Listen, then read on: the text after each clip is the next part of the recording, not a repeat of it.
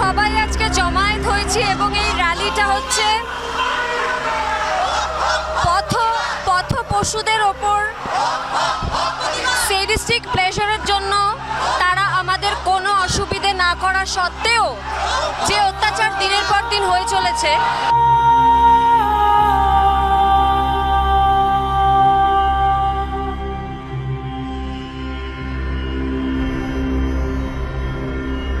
Supreme কোর্টের ল অনুযায়ী তার শাস্তি আছে।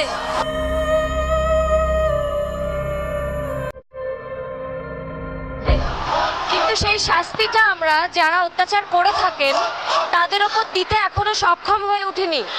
ফলে তাদের কোনো রকম স্টেক নেই, কোনো রকম ভয় নেই, তারা জেচ্ছাচার করে যাচ্ছে দিনের পর দিন, কোনো প্রতিবাদ, কোনো রকম রেজিস্ট্যান্স ছাড়া।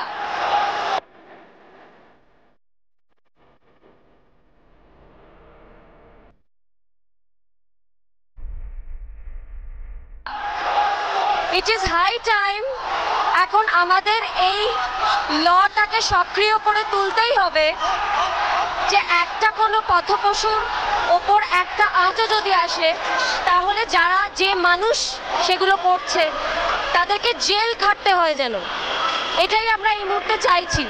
বা যেটা উচিত শাস্তি, অ্যাটলিস্ট আমাদের সুপ্রিম কোর্টের ল অনুযায়ী যে শাস্তিটা আছে সেটা যেন অ্যাপ্লাই করা হয়। কারণ সামান্য থানায় গিয়েও আমাদের এই কেসগুলো লজ করতে ভীষণ অসুবিধা হয়।